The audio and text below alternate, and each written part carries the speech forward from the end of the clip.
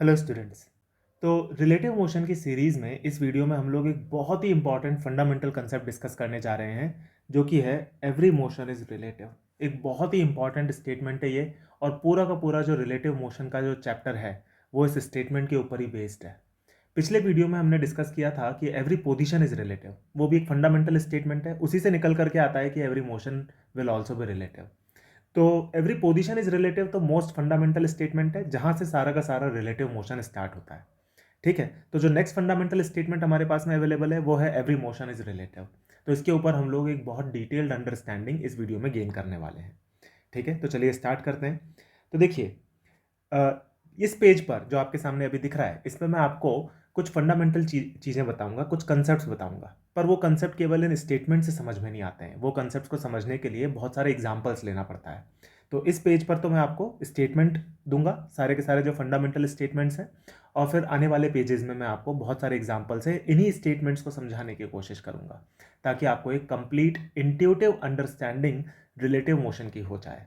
Relative motion एक ऐसा chapter है स्टूडेंट्स, जिसमें मैंने देखा है कि स्टूडेंट्स को फंडामेंटल्स को यूज़ करना आता है, क्वेश्चन सॉल्व करना आता है इन जनरल, लेकिन उनको फंडामेंटल्स का एक फीलिंग नहीं रहता, एक इंट्यूटिव अंडरस्टैंडिंग नहीं रहती। तो हम यहाँ पे इस चैप्टर की एक फीलिंग को डेवलप करने की कोशिश करेंगे, इंट्यूटिव अंडरस्टैंडिंग डेवलप करने की कोशिश करेंगे।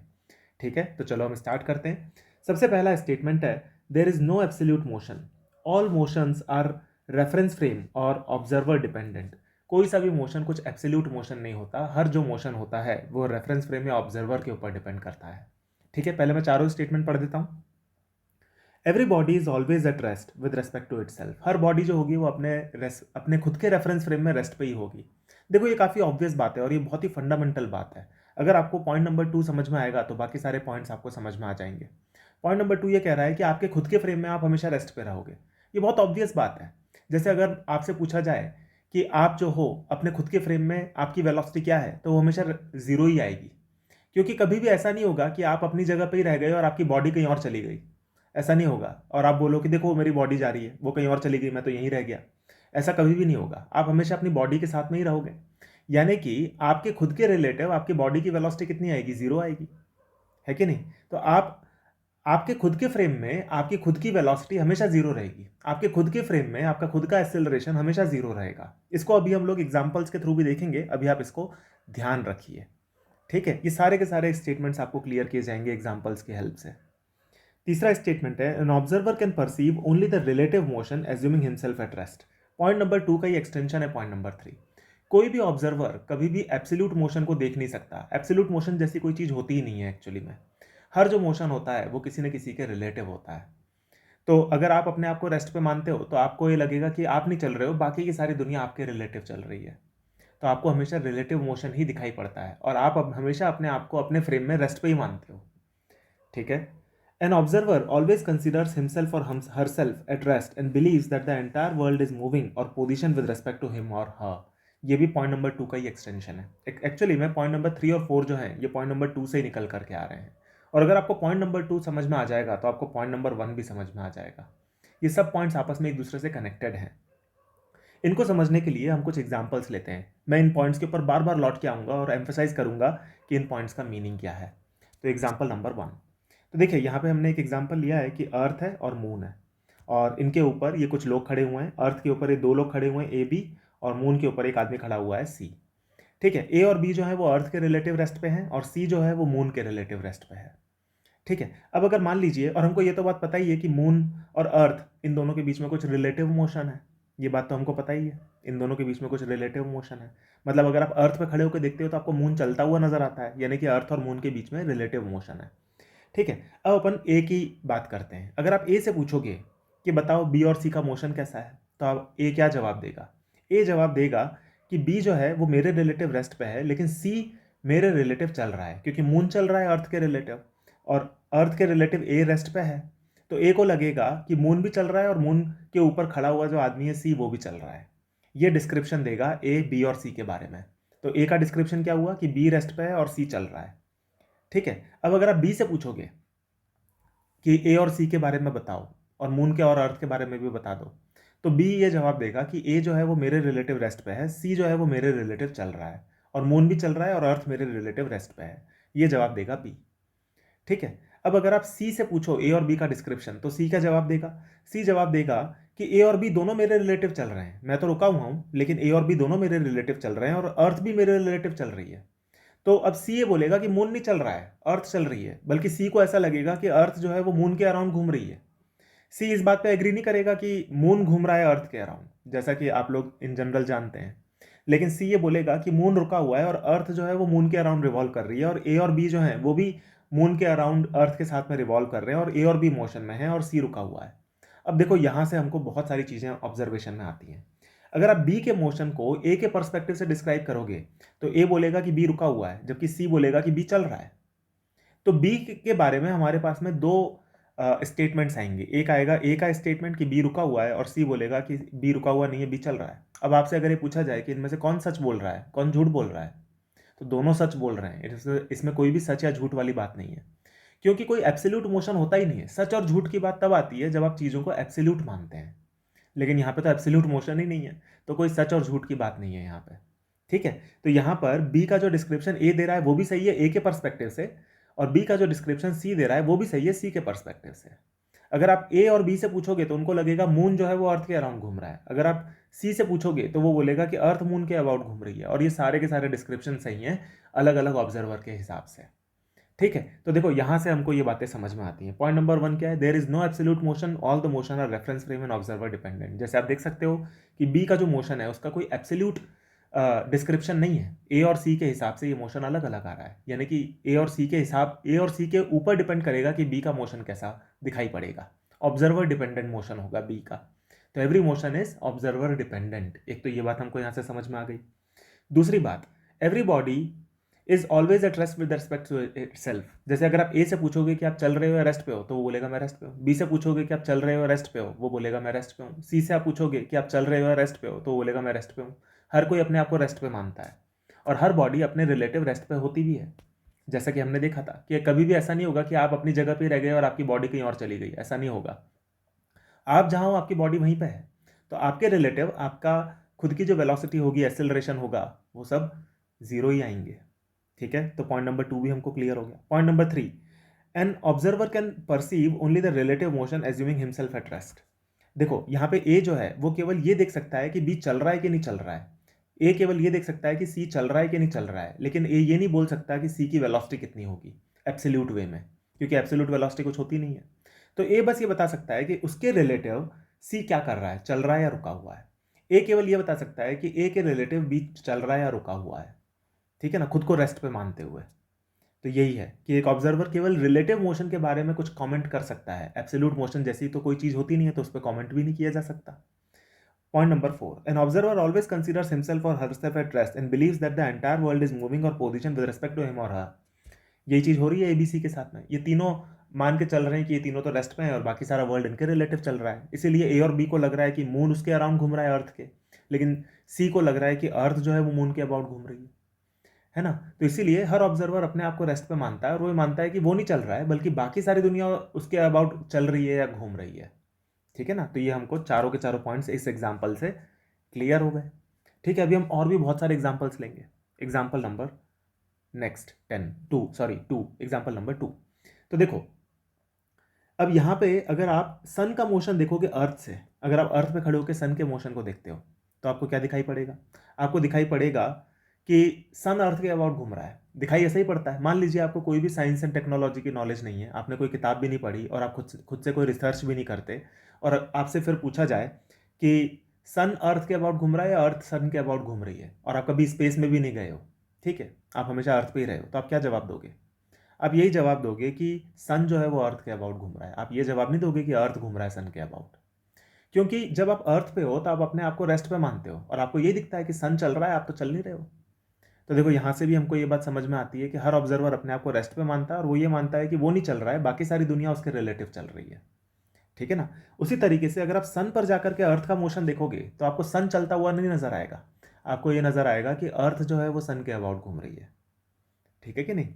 उसी तरीके से अगर आप स्पेस के किसी एक थर्ड पॉइंट पे जाकर देखते हो, ना तो वो सन पे है ना अर्थ पे है, तो वहां पे हो सकता है आपको ऐसा दिखाई पड़े कि सन और अर्थ दोनों ही चल रहे हैं।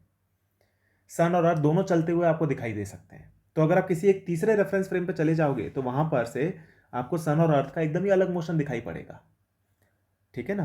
तो जैसा कि आप लोगों ने कई सारे यूट्यूब वीडियोस में देखा होगा, कॉम्प्लेक्स मोशन दिखा होगा आपने कि जिसमें सन भी चल रहा है, सन के अबाउट अर्थ भी घूम रही है, तो वो किसी एक तीसरे रेफरेंस पॉइंट अगर आप स्पेस में जाओगे तो वहां से आपको वैसा मोशन दिखाई पड़ सकता है, ठीक है। तो हर जो मोशन होता है वो रेफरेंस फ्रेम डिपेंडेंट होता है। अर्थ पे खड़े होकर अर्थ रेस्ट पे नजर आती है, लेकिन स्पेस में जाकर अगर आप किसी तीसरे पॉइंट से देखते हो तो हो सकता है वहां से आपको अर्थ चलती हुई नजर आए, सन भी चलता हुआ नजर आए। सन पर खड़े होकर देखेंगे तो सन तो चलता हुआ रुका हुआ नजर आएगा, लेकिन स्पेस के किसी थर्ड पॉइंट पे आप जाके देखोगे तो वहां से हो सकता है आपको सन चलता हुआ नजर आए। तो हर मोशन रिलेटिव होता है और हर ऑब्जर्वर अपने आप को हमेशा रेस्ट पे मानता है। नेक्स्ट, मान लीजिए कि एक और अपन एग्जांपल लेते हैं कि आपको हम स्पेस में ले गए। आप स्पेस में हो, एकदम अंधेरा है आसपास में सब जगह, कोई दूसरी बॉडी नहीं है, आप एकदम स्पेस में हो, है ना, आप अकेले हो, कोई ग्रेविटेशनल फील्ड भी नहीं है किसी की भी, आप आइसोलेटेड स्पेस में अकेले हो और कोई सेलेस्टियल बॉडी आपके आसपास में नहीं है। तो क्या आप कभी भी ये बता पाओगे कि आप रुके हुए हो या आप चल रहे हो? आप कभी भी ये नहीं बता पाओगे कि आप रुके हुए या चल रहे हो। आपको अपने मोशन का पता ही नहीं लगेगा। आपको बस यही, आप तो यही मानोगे कि आप रुके हुए हो, क्योंकि मोशन जो होता है वो किसी न किसी दूसरी बॉडी को देख करके पता लगता है। अगर मान लीजिए आपके आसपास में कोई दूसरी बॉडी होती और उससे आपकी डिस्टेंस कम या ज़्यादा हो रही होती, तब आपको पता लगता कि अच्छा कुछ रिलेटिव मोशन हो रहा है। तब भी आपको ये पता नहीं चलता कि आप चल रहे हो या वो बॉडी चल रही है। आपको तो यही लगता है कि आपके रिलेटिव दूसरी बॉडी चल रही होगी, क्योंकि आप अपने आप को रेस्ट पे मानोगे, ठीक है ना। तो अगर आप स्पेस में हो तो आप कभी भी ये नहीं बता सकते कि आप रुके हुए हो या आप चल रहे हो, है ना। तो देखो यहां से भी हमको समझ में आता है कि एक ऑब्जर्वर हमेशा अपने आप को रेस्ट पे मानेगा और आप केवल रिलेटिव मोशन को ही देख सकते हो। आप एब्सोल्यूट मोशन को देख ही नहीं सकते। अगर आपका आसपास में कोई भी बॉडी नहीं है दूसरी, तो आपको पता ही नहीं लगेगा कि आप मोशन में हो या फिर आप रुके हुए हो या फिर दूसरी बॉडी मोशन में या रुकी हुई है, कुछ पता नहीं चलेगा आपको। आप अपने मोशन या रेस्ट के बारे में कोई कॉमेंट नहीं कर पाओगे अगर आप स्पेस में इस तरह से हो तो, ठीक है। और एग्जाम्पल देखते हैं। मान लीजिए यहाँ पे हमारे पास में ये दो लोग हैं, ए और बी। इन दोनों के बीच की कुछ डिस्टेंस है डी, जो कि टाइम के साथ में बढ़ रही है, और ये दोनों स्पेस में है, ठीक है। तो इस ऑब्जर्वेशन को देख के कि दोनों के बीच की डिस्टेंस बढ़ रही है, अगर आप ए से पूछोगे कि बी के बारे में कुछ बताओ, मोशन के बारे में, तो वो क्या जवाब देगा? तो देखो ए ऑब्जर्व करेगा कि दोनों के बीच की डिस्टेंस बढ़ रही है, तो ए अपने आप को तो रेस्ट पे ही मानेगा, तो ये बोलेगा कि बी जो है वो मेरे से दूर जा रहा है। और अगर आप बी से पूछोगे कि ए के मोशन को डिस्क्राइब करो, तो वो बोलेगा कि ए मुझसे दूर जा रहा है। खुद का मोशन कभी भी नहीं दिखेगा, क्योंकि अपने रिलेटिव आप हमेशा अपने आप को रेस्ट पे मानोगे। तो ऑब्जर्वर हमेशा अपने आप को रेस्ट पे मानता है, ठीक है, और वो यही मानता है कि वो खुद नहीं चल रहा है, रेस्ट ऑफ द वर्ल्ड चल रहा है उसके रिलेटिव। तो अगर ए और बी के बीच की दूरी बढ़ रही है तो ए यही बोलेगा कि बी दूर जा रहा है उससे, बी ये बोलेगा कि ए दूर जा रहा है। कौन सच बोल रहा है इसमें? दोनों सच बोल रहे हैं, क्योंकि दोनों के पर्सपेक्टिव से यही दिखाई पड़ता है, ठीक है। तो ये हमने डिस्कस कर लिया। और एग्जाम्पल देखते हैं। अब मान लीजिए ग्राउंड पर खड़े हुए हैं दोनों। हमने पिछले एग्जाम्पल में तो लिया कि स्पेस में है ए और बी। अब नेक्स्ट एग्जाम्पल अपन लेते हैं कि मान लीजिए ए और बी ग्राउंड पर खड़े हुए हैं, ठीक है, और दोनों के बीच की जो डिस्टेंस है वो डी है, और डी जो है वो टाइम के साथ में इंक्रीज कर रही है, D is increasing with time. तो क्वेश्चन है, what can you conclude about A and बीज मोशन? ठीक है, आप ए और बी के मोशन के बारे में क्या कंक्लूड कर सकते हो? ठीक है, मान लो कि ऑब्जर्वर जो है वो ए है और डी जो है वो बढ़ रहा है टाइम के साथ में। तो अपन यहाँ पे लिख देते हैं कि डी जो है वो टाइम के साथ में बढ़ रहा है। तो अगर आप ए से पूछोगे कि बी के मोशन को बताओ, तो अब देखो यहाँ पे बहुत मजेदार बात आएगी। ए तो यही बोलेगा कि बी दूर जा रहा है मुझसे, क्योंकि ए जो है वो तो खुद अपने आप को रेस्ट पे मानेगा, तो वो बोलेगा बी मुझसे दूर जा रहा है। अगर आप बी से पूछोगे तो वो अभी भी यही जवाब देगा कि ए मुझसे दूर जा रहा है। अगर आप एक तीसरे ऑब्जर्वर हो, मान लो कि आप एक तीसरे ऑब्जर्वर हो और आप ग्राउंड के रिलेटिव रेस्ट पे हो, ये हो आप सी, ठीक है, ये आप हो, ये सी, ये आप हो, यहाँ पे मैं लिख देता हूँ यू। तो ये आप हो और आप एक सी ऑब्जर्वर हो जो कि ग्राउंड के रिलेटिव रेस्ट पे हो, ठीक है। और अगर आप देखते हो कि दोनों ए और बी के बीच की डिस्टेंस बढ़ रही है, तो ये अब किन किन पॉसिबिलिटीज़ में हो पाएगा? अब इसकी कई सारी पॉसिबिलिटीज़ हैं कि या तो हो सकता है कि ग्राउंड के रिलेटिव ए रेस्ट पे हो और बी राइट डायरेक्शन में जा रहा हो, तो इनके बीच की डिस्टेंस बढ़ जाएगी। ग्राउंड के रिलेटिव हो सकता है कि बी रेस्ट पे हो और ए जो है वो लेफ्ट डायरेक्शन में जा रहा हो, तो इनके बीच की डिस्टेंस बढ़ जाएगी। हो सकता है कि ग्राउंड के रिलेटिव ए और बी दोनों चल रहे हो राइट डायरेक्शन में, लेकिन बी ज़्यादा तेज़ी से चल रहा हो राइट में, तो इनके बीच की डिस्टेंस बढ़ जाएगी। ये भी हो सकता है कि ए और बी दोनों लेफ्ट डायरेक्शन में चल रहे हो, लेकिन ए ज़्यादा तेज़ी से चल रहा हो लेफ्ट डायरेक्शन में, तो ए और बी के बीच की डिस्टेंस बढ़ जाएगी। या फिर ए और बी दोनों लेफ्ट और राइट डायरेक्शन में जा रहे हो, तो इनके बीच की डिस्टेंस बढ़ जाएगी। इस तरीके से कई सारी पॉसिबिलिटीज़ हो सकती हैं, ठीक है। तो केवल आपको अगर इतना दिया हुआ है कि डी बढ़ रहा है तो ये सारी पॉसिबिलिटीज़ में से कोई सी भी पॉसिबिलिटी सही हो सकती है। ठीक है, तो यहाँ पे हमने थोड़ा और एनालाइज किया रिलेटिव मोशन के कंसेप्ट्स को। अब देखिए ट्रेन वाला जो एग्जांपल है ये रिलेटिव मोशन में अक्सर लिया जाता है रिलेटिव मोशन को समझाने के लिए। मान लीजिए दो ट्रेन्स हैं जो कि एक दूसरे के पैरेलल दो पैरेलल रेल्स पर खड़ी हुई हैं और इसके लेफ्ट साइड में भी प्लेटफॉर्म है, राइट साइड में भी प्लेटफॉर्म है। ठीक है, अब क्या होता है कि दोनों के बीच ट्रेन्स के बीच में कोई रिलेटिव मोशन चालू हो जाता है और मान लीजिए आप O1 हो और आप ट्रेन नंबर 1 में बैठे हुए हो। मान लो ये ट्रेन 1 और 2 हम लिख देते हैं, ये है ट्रेन 1, ये है ट्रेन 2। तो मान लो आप ट्रेन 1 में बैठे हुए हो, आप O1 हो और दोनों ट्रेन्स के बीच में कुछ रिलेटिव मोशन चालू हो जाता है। तो ये आपने अक्सर देखा होगा, आपको पता ही नहीं चलता कौन सी ट्रेन चल रही है, आपकी ट्रेन चल रही है या आपके साथ वाली ट्रेन चल रही है, आपको पता ही नहीं चलता। फिर आप क्या करते हो, आप दूसरी तरफ देखते हो कि दूसरी तरफ प्लेटफॉर्म मेरे रिलेटिव रुका हुआ है या मेरे रिलेटिव प्लेटफॉर्म चल रहा है। अगर आपके रिलेटिव प्लेटफॉर्म आपको चलता हुआ नजर आता है तो आप, क्योंकि आपको रियल वर्ल्ड की जनरल नॉलेज है कि प्लेटफॉर्म तो ग्राउंड के रिलेटिव चलता नहीं है, यानी कि आप चल रहे होगे ग्राउंड के रिलेटिव। लेकिन एक फिजिक्स की पर्सपेक्टिव से देखें अगर अपन, तो हम ये जनरल नॉलेज को वहाँ पे कंसीडर नहीं करते हैं। वहाँ पे आप एक फिजिसिस्ट की नज़र से आप यही बोलोगे, एक फिजिक्स के स्टूडेंट की नज़र से आप यही बोलोगे कि आपके रिलेटिव प्लेटफॉर्म चल रहा है, ठीक है, और आपके रिलेटिव दूसरी ट्रेन चल रही है। आप हमेशा अपने आप को रेस्ट पे मानोगे। तो ये एक बहुत इंपॉर्टेंट बात है कि एक ऑब्जर्वर हमेशा अपने आप को रेस्ट पे मानता है। तो फिजिक्स के अंदर ये जो रियल वर्ल्ड की नॉलेज है जिसमें आप बोलोगे कि प्लेटफॉर्म तो चल नहीं सकता, इस पर्सपेक्टिव से हम नहीं देखते। फिजिक्स के पर्सपेक्टिव से हम ये देखते हैं कि एक ऑब्जर्वर हमेशा अपने आप को रेस्ट पे मानेगा और उसके रिलेटिव हर बॉडी चल सकती है। ठीक है, इसीलिए जब आप रिलेटिव मोशन के क्वेश्चन सॉल्व करते हैं तो उसमें आप किसी ट्री की वेलोसिटी पूछ लेंगे, आपके रिलेटिव ट्री की वेलोसिटी कितनी है, आपके रिलेटिव बिल्डिंग की वेलोसिटी कितनी है, एटसेट्रा। अब आपको पता है ट्री और बिल्डिंग जो है वो तो ग्राउंड के रिलेटिव चल नहीं सकते, लेकिन इनकी वेलोसिटी भी अक्सर पूछी जाती है। क्योंकि फिजिक्स के पर्सपेक्टिव से हम चीज़ों को ऐसे ही देखते हैं। हर ऑब्जर्वर अपने आप को रेस्ट पे मानेगा और वो ये मानता है कि वो खुद नहीं चल रहा है बल्कि रेस्ट ऑफ द वर्ल्ड उसके रिलेटिव चल रहा है। तो ये एक बहुत इंपॉर्टेंट पॉइंट है जो कि आपको समझ में आना चाहिए। ट्रेन वाले एग्जाम्पल में एग्जैक्टली यही होता है। तो जब आप देखते हो कि ओवन पहली ट्रेन और दूसरी ट्रेन में रिलेटिव मोशन है, तो आप हमेशा यही मानोगे from the perspective of physics कि आप रेस्ट पे हो और बाकी सारी दुनिया आपके रिलेटिव चल रही है। ठीक है, और बाकी आप चेक कैसे करते हो कि ग्राउंड के रिलेटिव क्या हो रहा है। ग्राउंड के रिलेटिव चेक करने के लिए आप दूसरी तरफ देखते हो कि प्लेटफॉर्म आपके रिलेटिव स्टेशनरी है या प्लेटफॉर्म आपके रिलेटिव चल रहा है। अगर प्लेटफॉर्म आपके रिलेटिव चल रहा होता है तो आप अपनी रियल वर्ल्ड की जो जनरल नॉलेज है उसके हिसाब से बोलते सकते हो कि ग्राउंड के रिलेटिव प्लेटफॉर्म तो चल नहीं रहा होगा, यानी कि आपकी ट्रेन ही चल रही होगी। ठीक है, ये भी हो सकता है कि दोनों ट्रेन चल रही हों अपोजिट डायरेक्शंस में, ये भी हो सकता है, या फिर दोनों ट्रेन सेम डायरेक्शन में चल रही हो, ये भी हो सकता है अलग अलग वेलोसिटी से। तो बहुत सारी पॉसिबिलिटीज़ वहाँ पे होंगी। ठीक है, तो यहाँ पे जो इंपॉर्टेंट पॉइंट है वो ये है कि एक ऑब्जर्वर हमेशा अपने आप को रेस्ट पे मानता है और वो ये मान के चलता है कि रेस्ट ऑफ द वर्ल्ड उसके रिलेटिव चल रहा है और ऑब्जर्वर खुद नहीं चल रहा है। पूरे के पूरे रिलेटिव मोशन के चैप्टर की यही समरी है। अगर आप ये समरी समझ गए कि एक ऑब्जर्वर हमेशा अपने आप को रेस्ट पे मानता है और वो ये मानता है कि वो खुद नहीं चल रहा है बल्कि रेस्ट ऑफ द वर्ल्ड उसके रिलेटिव चल रहा है, तो आपको पूरे के पूरे रिलेटिव मोशन में कोई प्रॉब्लम नहीं आएगी कभी। बहुत आसानी से आपके क्वेश्चन सॉल्व हो जाएंगे और आपको एक अंडरस्टैंडिंग भी अच्छी बिल्डअप हो जाएगी। और एग्जाम्पल देखते हैं। अब देखो यहाँ पे हमें दिया हुआ है कि एक ये ऑब्जर्वर है O1 जो कि इस कार्ड के अंदर है, जो कि v वेलोसिटी से चल रही है, और एक ये ऑब्जर्वर है O2 या फिर एक ये आदमी है O2 जो कि ग्राउंड के रिलेटिव रेस्ट पे खड़ा हुआ है। ठीक है, तो देखो ये जब हम, सबसे पहली बात तो ये है कि ये जो वेलोसिटी हमको दी हुई है v, ये हमको ये तो बता ही नहीं रखा कि ये किसके रिलेटिव है, क्योंकि हमको ये बात तो पता ही है कि हर वेलोसिटी रिलेटिव होती है।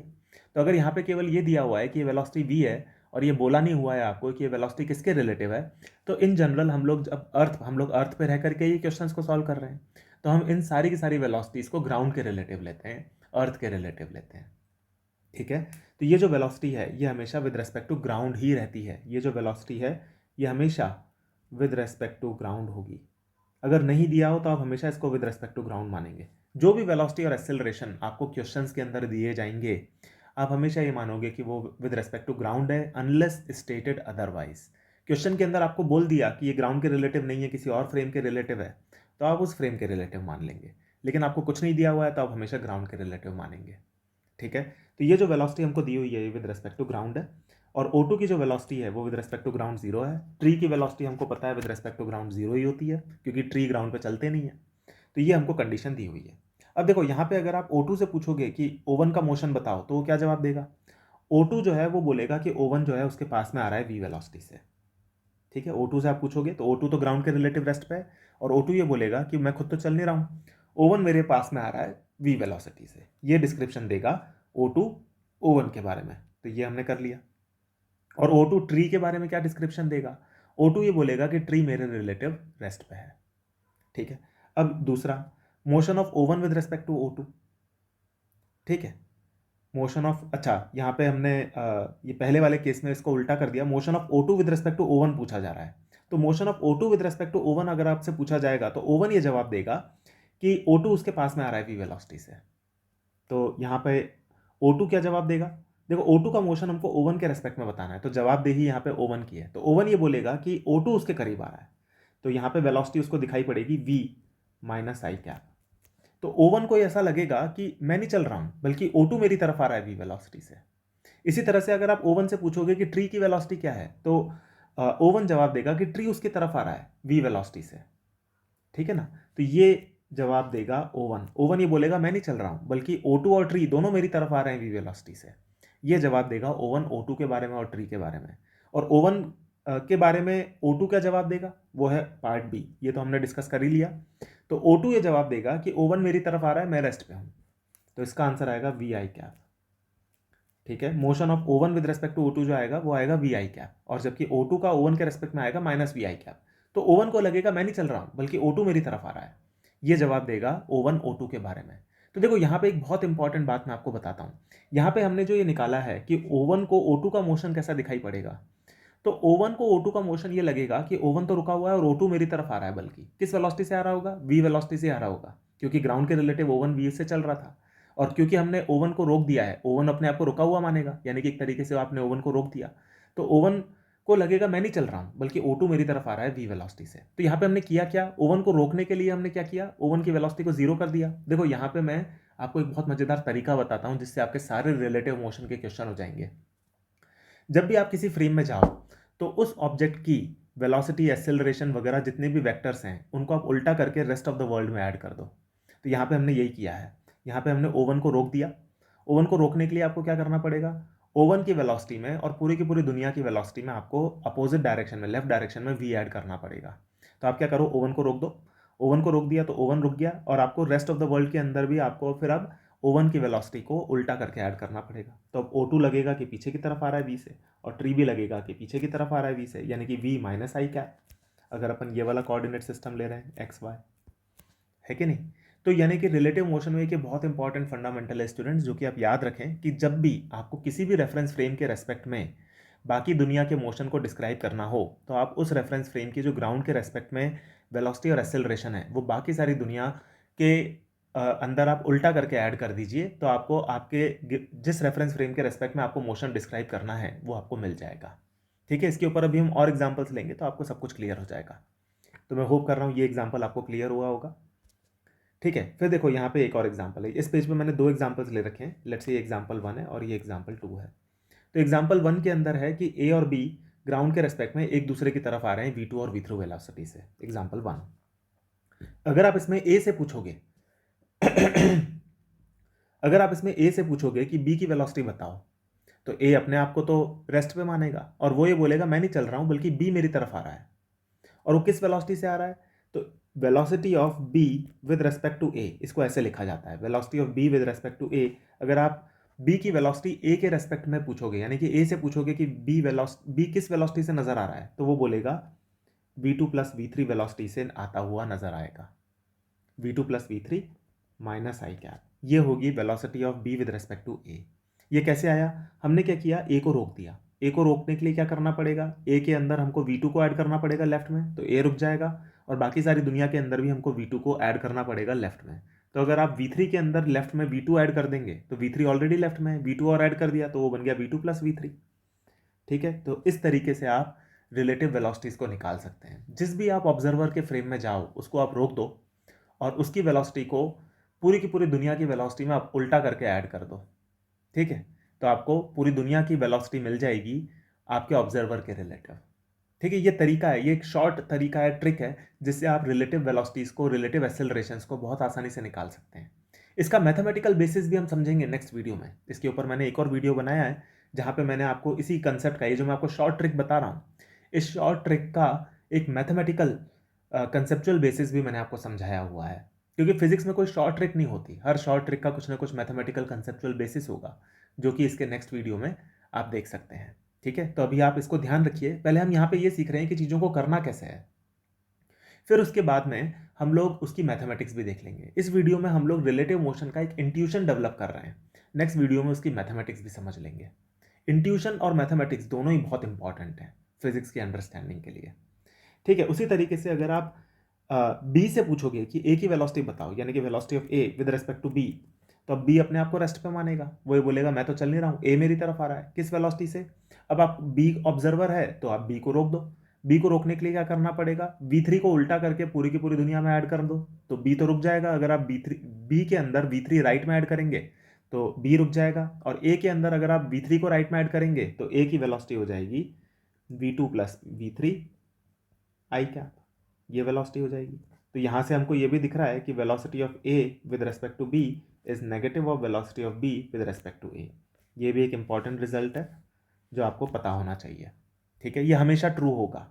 इसका मैथमेटिकल बेसिस भी हम देखेंगे नेक्स्ट, इसके बाद में जो मैंने वीडियो बनाया है उसके अंदर इसका मैथमेटिकल बेसिस भी आपको क्लियर हो जाएगा। ठीक है, तो बहुत इंपॉर्टेंट बातें हैं जो मैं आपको इसमें बता रहा हूँ। रिलेटिव मोशन में रिलेटिव वेलोसिटी, रिलेटिव एक्सेलरेशन को कैसे कैलकुलेट करना है, ये चीज़ आपको समझ में आ गई तो आपसे क्वेश्चंस भी बनने लगेंगे, इसकी मैथमेटिक्स भी आपको क्लियर हो जाएगी, और ये काफ़ी इंट्यूटिव भी है। ठीक है, अब नेक्स्ट केस देखते हैं। मान लो ए और बी सेम डायरेक्शन में जा रहे हैं, V2 से और V3 से। अब इसमें अगर आपसे पूछा जाए कि ए के रिलेटिव बी की वेलोसिटी बताओ, तो आप क्या करोगे। वेलोसिटी ऑफ ए के रिलेटिव बी की वेलोसिटी, तो velocity of B with respect to A, ऐसे लिखा जाता है इसको।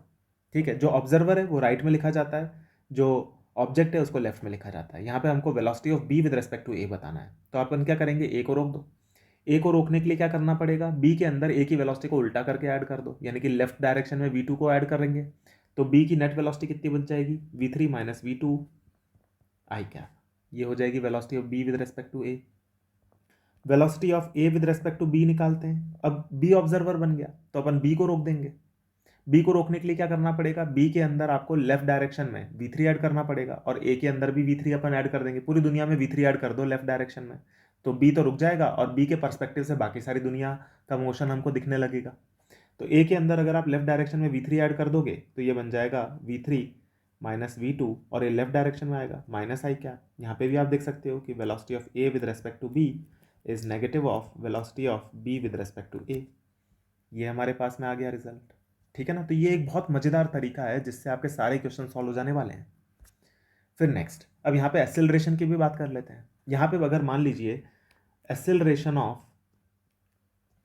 ऑफ बी पूछा जाए आपसे ए के रिलेटिव, ए जो है वो ग्राउंड के रिलेटिव, उसका एक्सेलरेशन 0 है, और आपसे पूछा जाए कि acceleration of B with respect to A बताओ, तो वो A2 ही आ जाएगा, A2 आई क्या।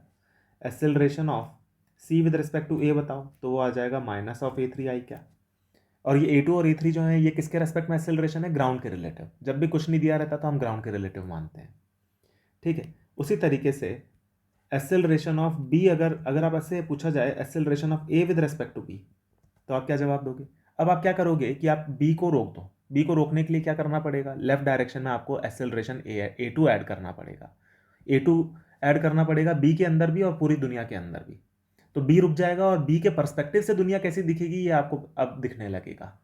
ठीक है, तो अपन क्या करेंगे कि बी को रोकने के लिए लेफ्ट डायरेक्शन में हम A2 ऐड करेंगे, ए के अंदर भी A2 ऐड कर देंगे, सी के अंदर भी A2 ऐड कर देंगे लेफ्ट में। तो बी के पर्सपेक्टिव से जो ए का एक्सेलरेशन दिखेगा वो दिखेगा माइनस ऑफ, या फिर इसको लिखते हैं अपन A2 माइनस आई कैप, और acceleration of C with respect to B जो दिखेगा वो दिखेगा minus of A2 plus A3 I cap. ठीक है, ये आंसर्स आएंगे, उल्टा करके ऐड करना है बस काम। जिस भी ऑब्जर्वर के आप फ्रेम में जाओगे उसके वेलोसिटी एक्सेलरेशन को उल्टा करके रेस्ट ऑफ द वर्ल्ड में ऐड कर दो, तो आपको आपके ऑब्जर्वर के relative rest of the world की वेलोसिटी और एक्सेलरेशंस दिखने लगेंगे। ठीक है, फिर एक्सेलरेशन ऑफ हम निकालते हैं कि ए विद रेस्पेक्ट टू सी कितना आएगा, तो ए विद रेस्पेक्ट टू सी, अब सी के फ्रेम में आप जाओगे तो सी को रोक दो, यानी कि राइट डायरेक्शन में A3 ऐड कर दो, सी के अंदर भी और पूरी दुनिया के अंदर भी। तो आपके पास में आ जाएगा कि acceleration of A with respect to C हो जाएगा A3 आई कैप, और acceleration of B with respect to C हो जाएगा A2 प्लस A3 आई कैप। ये रिजल्ट्स आ जाएंगे। और आप देख सकते हो कि acceleration of A with respect to B will be always negative and in magnitude equal to acceleration of B with respect to A, दोनों हमेशा इक्वल एंड अपोजिट आएंगे। ठीक है, तो फाइनली हम कंक्लूजन्स में लिख लेते हैं। कंक्लूजन्स क्या बनते हैं हमारे पास में कि जब भी आपको ए की बी के रिलेटिव पोजीशन निकालनी हो तो आप क्या करो, बी को ए की बी के रिलेटिव पोजीशन निकालनी है, बी को उल्टा करके ए में ऐड कर दो। उल्टा करके ऐड करने का क्या मतलब है, वेक्टर सब्ट्रैक्शन कर देना। उल्टा करके ऐड करना मतलब वेक्टर सब्ट्रैक्शन कर देना। ठीक है, या तो आप उल्टा करके ऐड करना बोलो या फिर सब्ट्रैक्ट करना बोलो, बात एक ही है। ठीक है ना, उल्टा करके ऐड करना या सब्ट्रैक्ट करना बात एक ही है। तो well, position of A with respect to B is R A minus R B, ये हमारे पास में आ गया। ठीक है, तो ये हमारे पास में एक रिजल्ट हो गया। इसको आप ध्यान रखिए, इसका मैथमेटिकल प्रूफ भी हम लोग नेक्स्ट वीडियो के अंदर डिस्कस करेंगे, जहां पे आपको एक कंप्लीट अंडरस्टैंडिंग मिल जाएगी। ठीक है, उसी तरीके से velocity of A with respect to B क्या होगा, V A minus V B. यहाँ पे ऑब्जर्वर कौन है, बी है, बी के रेस्पेक्ट में चीजें देख रहे हैं तो बी ऑब्जर्वर है, तो बी की वेलोसिटी को उल्टा करके ए में ऐड कर दो। उल्टा करके ऐड करना मतलब सब्ट्रैक्ट करना, बात एक ही है। इसी तरह से acceleration of A with respect to B, ये क्या होगा, acceleration of A minus acceleration of B. और ये सब किसके रेस्पेक्ट में मेजर किए जा रहे हैं, position of A, position of A, velocity of A, acceleration of A, और इसी तरह से बी, सब ग्राउंड के रेस्पेक्ट में मेजर किए जा रहे हैं, वेलोसिटी और एक्सेलरेशन। और पोजीशन मेजर की जा रही है किसी न किसी एक ओरिजिन के रेस्पेक्ट में, जो कि ग्राउंड पे कहीं ना कहीं रहा होगा। ठीक है, तो ये हमारे पास में रिजल्ट्स आ गए। इनका मैथमेटिकल प्रूफ हम देखेंगे नेक्स्ट वीडियो में। मैथमेटिक्स को मैंने आपको बाद में समझाया है, पहले मैंने इस वीडियो के अंदर आपको सारे के सारे क्वेश्चंस को इंट्यूशन के बेसिस पे समझाया है, क्योंकि रिलेटिव मोशन का एक इंट्यूशन डेवलप होना बहुत इंपॉर्टेंट है, जो मैंने इस वीडियो में आपके लिए डेवलप करने की कोशिश की है। तो मैं होप कर रहा हूँ स्टूडेंट्स कि आप लोगों का इंट्यूशन रिलेटिव मोशन में डेवलप हुआ होगा। इस वीडियो के बाद में हम लोग बहुत सारे क्वेश्चंस लेंगे और उन क्वेश्चंस की हेल्प से इन सारे के सारे कंसेप्ट्स को जो हमने समझे हैं अभी तक, उनको और गहराई से समझने की कोशिश करेंगे। ठीक है स्टूडेंट्स, तो आप इन वीडियोस को अच्छे से रिवाइज कीजिए। हम लोग मिलेंगे नेक्स्ट वीडियो में और भी नए कंसेप्ट्स और प्रॉब्लम्स के साथ। Thank you.